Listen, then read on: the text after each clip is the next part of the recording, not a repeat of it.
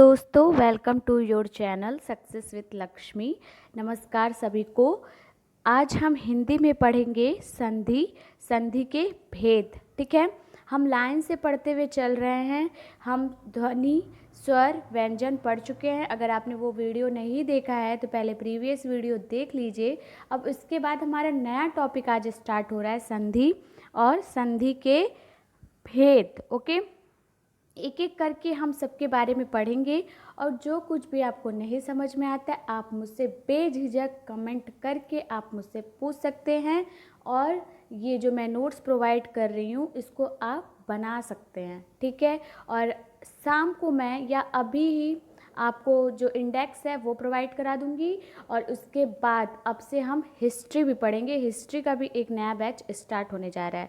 तो let's start today's your class. Okay, तो संधि आप बहुत पहले से जानते होंगे कि संधि किसे कहते हैं, आपने पढ़ा होगा। तो संधि और संधि के भेद, अगर आप चैनल पे नए हैं तो पहले सब्सक्राइब कर लीजिए, फिर उसके बाद आगे आपका कार्यक्रम स्टार्ट होगा से पढ़ने का।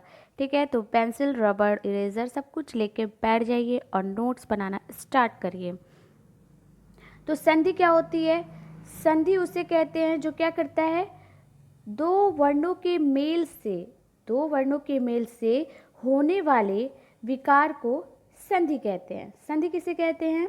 दो वर्णों के, अगर कोई दो वर्ड मिल रहा है और उनसे कोई परिवर्तन हो रहा है, यहाँ पे विकार का मतलब होता है परिवर्तन। अगर कोई परिवर्तन हो रहा है तो उससे बोलते हैं संधि।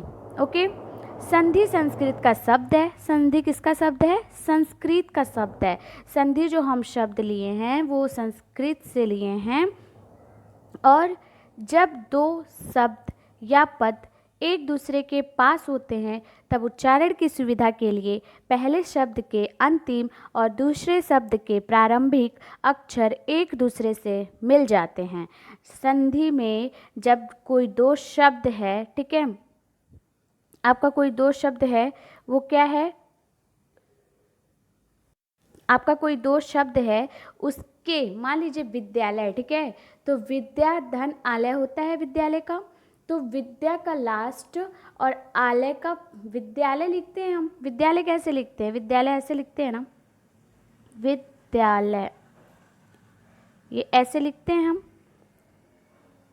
तो जब इसका हम मतलब संधि विच्छेद करते तो कैसे करते हैं? विद्या, एक मिनट, विद्या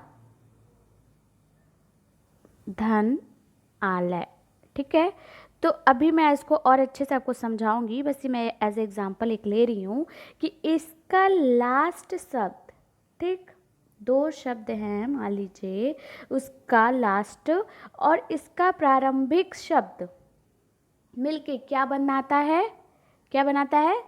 संधि विच्छेद करता है और नया एक शब्द उत्पन्न हो जाता है। ठीक है, अब कह रहा है संधि में जब दो अक्षर या वर्ण मिलते हैं तब उनकी मिलावट से विकार उत्पन्न होता है। अभी हमने बताया कि दो अक्षर या दो शब्द मिलके जब उनसे कोई विकार, मतलब ये विकार का मतलब यहाँ से परिवर्तन से है, ठीक है, विकार होता है तो उसे क्या बोलते हैं? संधि बोलते हैं, और वो संधि बन जाता है। ठीक है, इस मिलावट को समझकर वर्णों को अलग करते हुए पदों को अलग अलग कर देना ही संधि विच्छेद है। कह रहा है इस मिलावट को समझकर वर्णों को अलग करते हुए पदों को अलग अलग कर देना ही क्या है? संधि विच्छेद है। संधि विच्छेद उसको कहते हैं, जैसे विद्या धनालय मैंने किया ना, तो विद्या धनालय ये क्या हो गया है कि हम विद्यालय का संधि विच्छेद कर दिए हैं। ठीक है, अब कह रहा है शब्द रचना में संधियां उसी तरह सहायक है जैसे उपसर्ग, प्रत्यय और समास। शब्द रचना में मैं अभी शब्द पढ़ाऊंगी जब आपको, तो उसमें जैसे संधियां भी उसी तरह हेल्पफुल होती हैं जैसे उपसर्ग। देखिए उपसर्ग में क्या होता है, पहले लगाते हैं, प्रत्यय में क्या होता है, बाद में लगाते हैं, नया शब्द जो बन जाता है। हाँ, और एक बात हमेशा आपको ध्यान देना है, ये मैं बहुत आपको इम्पॉर्टेंट और ऐसी बात बताने जा रही हूँ जिससे आपका संधि भी हो जाएगा, आपका उपसर्ग भी हो जाएगा, आपका प्रत्यय भी हो जाएगा। अगर आपको नियम पता है कि उपसर्ग में आगे लगाते हैं, प्रत्यय में पीछे लगाते हैं, तो अगर हम संधि विच्छेद करते हैं कोई शब्द का तो उसको उस तरीके से विच्छेद करते हैं कि जब अलग करें तो एक अर्थ निकले। जैसे विद्यालय मैंने लिया तो विद्या धन आलय एक अर्थ निकल रहा है ना। या कोई भी आप शब्द कोई भी और भी अपने मन में आप विचार करिए उस शब्द का, जैसे योगेश है या फिर मान लीजिए महेश है, तो महा धन ईश इन सब का एक मतलब है। महेधन ईश नहीं हो जाएगा या महेधन एस नहीं हो जाएगा या महधन एस नहीं हो जाएगा। एक मतलब निकलना चाहिए, एक अर्थ निकलना चाहिए। होप सो आपको समझ में आ रहा होगा कि मैं आपसे क्या कहना चाह रही हूँ। ठीक है, अब आगे देख लेते हैं संधि के भेद। संधि के 3 भेद होते हैं, कौन कौन से? स्वर संधि, व्यंजन संधि और विसर्ग संधि।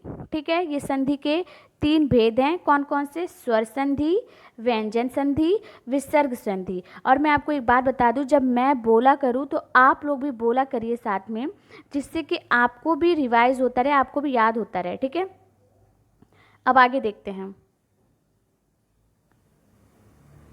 अब देखिए, स्वर संधि हो गया, विसर्ग संधि, व्यंजन संधि हो गया, और आपका कौन सा संधि हो गया? एक विसर्ग संधि हो गया। इसमें से स्वर संधि के कितने भेद होते हैं ये देख लेते हैं। फिर आज हम यहाँ, मतलब ऐसा नहीं है, देखिए मैं वीडियो को बहुत ज़्यादा लंबा नहीं करना चाहती हूँ, मैं इतना आपको पढ़ाना चाहती हूँ कि आपको समझ में आ जाए, दोबारा आपको पढ़ने की ज़रूरत ना पड़े कहीं से। इसीलिए मैं, भले मेरे वीडियोज़ छोटे होते हैं, 10 मिनट के ही होते हैं, लेकिन मैं एक क्लियर टॉपिक लेके चलना चाहती हूँ, कि ऐसा ना हो कि मैं आपको एक ही वीडियो में सब कुछ समझा दूँ और आपको समझ में कुछ ना आए, क्योंकि आपको समझना है। ठीक है, मैं तो समझा सकती हूँ, लेकिन आपको कितना समझ में आया ये मेरे लिए मायने रखता है।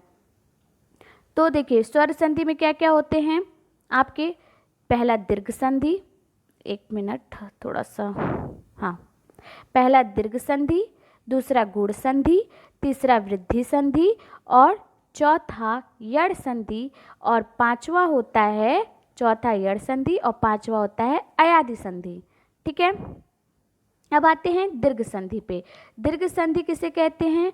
2 सवर्ण स्वर मिलकर दीर्घ हो जाते हैं। सवर्ण मतलब समझ रहे हैं, यहाँ पे सवर्ण का मतलब आप लोग समझ रहे हैं क्या कहना चाह रहा है? ये 2 सवर्ण मिलके दीर्घ हो जाते हैं। स मतलब समान और वर्ण मतलब तो आप जानते ही हैं, 2 समान वर्ण मिलके क्या हो जाते हैं?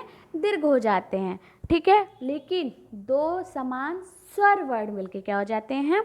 दीर्घ हो जाते हैं। ठीक है, जैसे अ के बाद ह्रस्व स्वर या दीर्घ आए तो अ, जैसे यहाँ कहने का मतलब ये है कि अगर अ के बाद आपका अ आए प्लस अ आए तो भी क्या हो जाएगा? आ।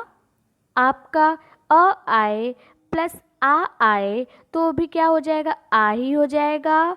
आपका आ आए, आ आए प्लस अ आए तो भी आपका हो जाएगा आ। आपका अगर आ और प्लस आ आए तो भी क्या हो जाएगा? आ ही हो जाएगा। ठीक है, हर कंडीशन में अ प्लस आ या आ प्लस अ या आपका अ प्लस अ या फिर आ प्लस आ या अ प्लस अ आएगा तो भी आपका आ ही होगा, कहने का मतलब ये है। ठीक है, वैसे ही सारे उसमें प्रोवाइड होंगे, सारे जैसे ई आएगा, छोटी ई आएगा तो भी आपका वो हो जाएगा, बड़ी ई आएगा, छोटी ई आएगा तो भी बड़ी ई हो जाएगा, आपका छोटी ई आएगा प्लस बड़ी ई आएगा तो भी बड़ा ई हो जाएगा, छोटी ई प्लस छोटी ई आएगा तो भी बड़ा ई हो जाएगा। और वैसे ही आ, ई और उ और री सब में चलेगा। ठीक है, यहाँ पे एक बात और ध्यान रखने की ज़रूरत है कि आपका जो ये है, हिंदी में बड़ा री नहीं आता है। ठीक है, हिंदी में आपका छोटा री आता है। ओके, अब हो जाएगा आपका ऐसे, आपको ये समझ में आ गया। हिंदी में आपका छोटा री आता है, ये ध्यान रखिएगा, ये छोटा री है और ये बड़ा री है। हिंदी में ये री नहीं यूज़ होता है। ठीक है, चलिए आगे बढ़ते हैं। अब जैसे कुछ उदाहरण ले लेते हैं हम लोग। ठीक है, और देखिए जैसे अन शब्द क्या है? अन्ना भाव, अन्ना भाव, इसको तोड़ा गया है। कैसे तोड़ा गया है? अन्न लिखा है, अन्न,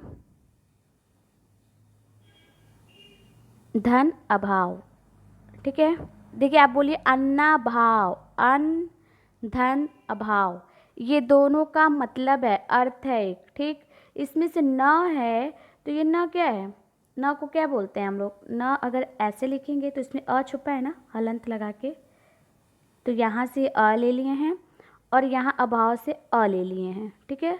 अभाव का अ ले लिए, तो अ प्लस अ मिलके क्या बनेगा, अ। अभी हमने पढ़ा ना, आ बनेगा, ओके।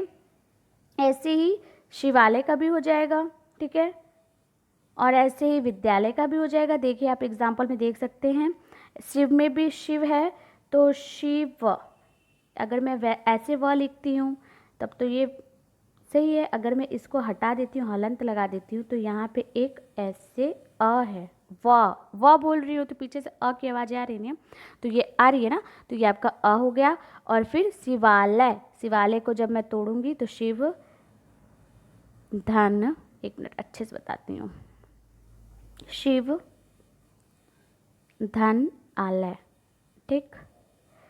तो ये आपका शिव का अ और आलय का आ मिलके क्या बन गया है, आ, ओके। ऐसे ही सारा हो जाएगा, विद्याधन अर्थी का विद्यार्थी का विद्याधन अर्थी, ठीक। और देखिए आगे हम ये वीडियो को यहीं पे अब ख़त्म करते हैं, क्योंकि वीडियो बहुत लंबा होते जा रहा है और फिर आपको भी समझना है, ठीक है। तो आप अभी ये एग्ज़ाम्पल यहाँ वाला यहाँ तक आप तैयार कर लीजिएगा, ओके। आप देख लीजिए, मैं एक मिनट में पेन ले लो पहले, आप यहाँ तक तैयार कर लीजिएगा, ठीक है। और आप देख सकते हैं कि मैं पूरा यहाँ तक पूरा मैं स्वर संधि का पूरा लेके मैं वीडियो बना रही थी, लेकिन मैं बोल रही हूँ ना, मैं वैसा नहीं पढ़ाना चाहती हूँ कि मैं पढ़ाते चले जाऊँ, वीडियो एकदम लंबा कर दूँ 30 मिनट का और आपको भी बोरिंग लगने लग जाए और पूरा आप देखे भी ना, ओके। तो इसीलिए देखिए यहाँ पे पूरा नोट्स मैंने लेके आया था, बट पूरा नहीं हो पा रहा है, तो आगे कल हम इसको पूरा करेंगे, ओके, यहाँ तक। तो अगर आप चैनल पे नए हैं तो चैनल को डू सब्सक्राइब, और अगर कर दिया है तो बहुत अच्छी बात है। और यहाँ पे मैं सारे एग्ज़ाम की प्रिपरेशन कराऊंगी, अभी तो चैनल स्टार्ट हुआ है, धीरे धीरे हम आगे बढ़ते जाएंगे। और ये मेरा प्रॉमिस है 100% कि मेरे सारे कंटेंट सही रहेंगे, 100%। आप कहीं से भी मेरे कंटेंट को, मेरे चीज़ों को मिला सकते हैं, कहीं से भी गलती नज़र नहीं आएगी, ठीक है। क्योंकि मैं पढ़ाने आई हूँ, मैं बेईमानी करके या फिर कुछ करके मैं कुछ हासिल नहीं कर लूँगी, ठीक है। तो मेरे यहाँ पे कंटेंट एकदम प्योर रहेंगे। और अगर चैनल पे नए हैं तो like subscribe share, okay. Thank you so much.